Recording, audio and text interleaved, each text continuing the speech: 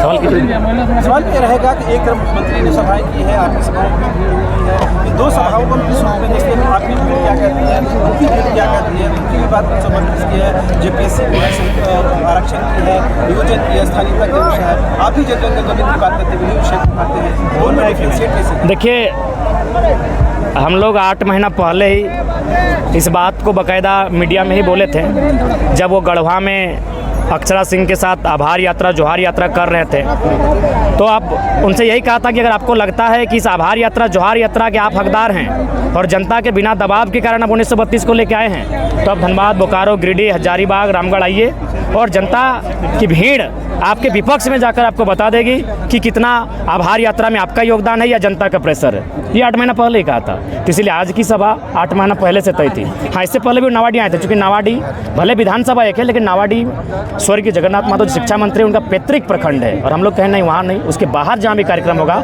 वहाँ, और मुख्यमंत्री को उनको ना हम काला झंडा दिखाएंगे, ना उनके खिलाफ नारेबाजी करेंगे, ना ही किसी प्रकार का हुड़दंग करेंगे, ना ही कोई अराजकता की बात करेंगे।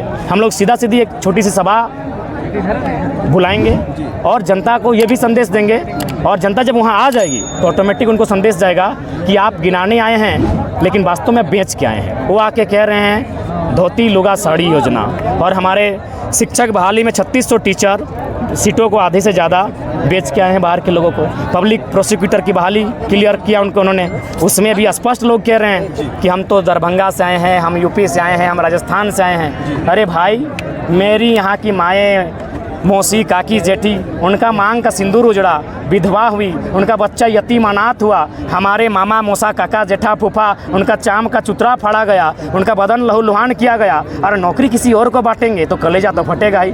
तो वो आ रहे हैं अपना एक ऐसी उपलब्धि गिनाने जो हमारी नहीं है। हाँ, आपने नौकरी दिया, अभी रघुवर सरकार की ही नौकरी थी, लेकिन दिया भी तो किनको दिया? जिनका इस राज्य से कोई सरोकार नहीं है। आप आके गिना रहे हैं, हम क्या करेंगे? हमारे बच्चे कहाँ जाएंगे? हमारे पढ़ने वाले छात्र कहाँ जाएंगे? तो इसलिए वो गिना रहे थे, और हम लोग उसी समय लोगों को ये बता रहे हैं वो गलत गिना रहे हैं। इस चुनाव में तो हम लोग चुनावी सभा कहेंगे। देखिए, चुनावी सभा, जन जागरूकता, कुल मिलाकर सब कह सकते हैं। इसके लिए हम लोग लोकसभा का जो होगा, ये गिरिडीह लोकसभा है, और कहीं ना कहीं ये बहुत निर्णायक लोकसभा होगी। जो लोग हम चर्चा करते हैं कि हम लोग का पकड़ कहाँ है, हम लोग का धाक कहाँ है, तो सबसे धाक अगर कहीं दिखेगा तो गिरिडीह लोकसभा में ही दिखेगा। ये गिरिडीह से क्या 81 विधानसभा क्षेत्र है, वहाँ क्या मैसेज देंगे? देखिए, फिलहाल हम लोग बहुत सारे ज़िले हैं जहाँ हम लोग की तैयारियाँ चल रही हैं, जहाँ हमारा संगठन एक विस्तार पूर्वक अंगड़ाइयाँ ले रहा है। वहाँ जैसे ही हम लोग पहुँचेंगे, समय के साथ साथ बाकायदा उन चीज़ों पर भी घोषणा करते जाएंगे। चीज़ें बढ़ती हैं तो उस पर आरोप प्रत्यारोप होता है, पर इल्ज़ाम लग रहा, आपने सुना होगा कि आप लोग स्पॉन्सर्ड हैं, विपक्ष के गोद में खेल रहे हैं। इन सवालों का जवाब पहले भी दिया, मगर अब थोड़ा एग्रेसिव ढंग से आरोप कर रहे हैं। नहीं, बिल्कुल, ये आरोप भी निराधार है। हजारीबाग में हमारे सामने आज सुध थी, आज जेएमएम है, कल बीजेपी रहेगी, परसों कांग्रेस रहेगी। हमारी लड़ाई सबके खिलाफ है जिन्होंने इस राज्य में रूल किया है, और बाकायदा अब तो सबकी खामियों को उजागर कर रहे हैं, उदाहरण दे देकर सबकी खामियों को उजागर कर रहे हैं। किस प्रकार शिक्षा में हमें दबा कर रखा गया है, रोजगार में दबा कर रखा गया है, किस प्रकार हमारे ज़मीनों का अधिग्रहण किया जा रहा है, बाकायदा सारी चीज़ों को हम लोग लॉजिकली बता रहे हैं।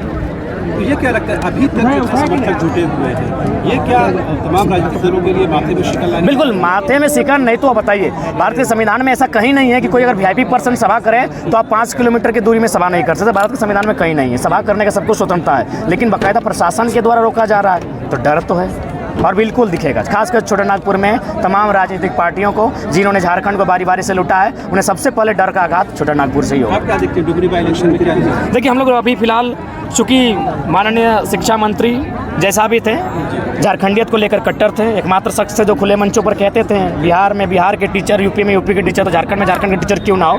अब इस पर हम लोग जल्दबाजी नहीं करेंगे, हम लोग 2024 में ही फ्रेश तैयारी में लगे हैं, और उसके लिए हमारा ग्राउंड सज रहा है। ज़्यादा जगह बैरिकेडिंग लगाया गया, आपके पीछे ही लिखा है नेक्स्ट सीएम जयराम, पर क्या टाइगर जयराम, ये क्या मतलब? ये ठीक है, आकांक्षी समर्थकों को लाठीचार्ज भी जो झारखंड के लोग आए। देखिए, ये तो लोगों की भावना है, उस भावना का हम लोग अपना जान देकर भी सम्मान करेंगे। जहाँ तक लाठी चार्ज का है, तो लाठी जब भी आप आंदोलन करने निकलेंगे, जब भी आप आंदोलन की उपज होकर राजनीति में जाएंगे, लाठियाँ आपको मिलेंगी। ये इतिहास रहा है, चाहे ममता बनर्जी की सरकार बने या फिर अन्य सरकारें जब भी बनी है, नई एक व्यवस्था को चैलेंज करते हुए उन्हें लाठियाँ सहना पड़ा है। तो जाहिर सी बात है, हम लोग बदला लेने के लिए नहीं, बदलाव के लिए आए हैं। इसे लाठी का उत्तर लाठी नहीं, उनकी लाठी का उत्तर हमारा गर्दन होगा, हमारा सर होगा, लेकिन हम लोग जो विचारधारी को लेकर चलें उसको लेकर आगे अमल करेंगे। 450 सभाएं आपकी हैं, आज पहली बार ऐसा हुआ कि ये जो हम लोग कल दिए थे, ये टेंट उखाड़ने का रात भर पुलिस प्रशासन किया, मतलब पहला एक होगा जो टेंट उखाड़ने तक पूरा आ गई थी पुलिस। 450 नहीं ज़्यादा, आई थिंक हमको लगता है अगर ऑफिशियली बात करें तो 700 के आसपास सभाएँ हो गया, और ऐसे बात करेंगे तो 1200 के आसपास हो गई। तो मेरा मानना है कि हम लोग को टेंट से कोई वास्ता नहीं, हम लोग तो विचार के रूप में आए हैं। और मुझे लगता है अगर बारिश भी आती तो आप देख सकते थे लोग छतरी लेकर आए थे, यानी ये 20-30 हज़ार की भीड़ छतरी लेकर सुनती, पहाड़ों पर लोग थे।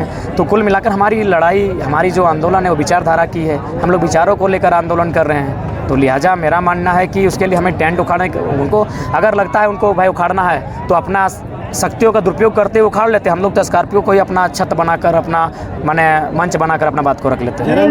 जयराम, आपकी गाड़ी में नेक्स्ट सीएम जयराम मातो लिखा हुआ है आगे में, देखिए अभी से आप मान लिए कि हम नहीं, ऐसा कभी नहीं, अपने मुख से हमने कभी कहा है ना कभी कहेंगे।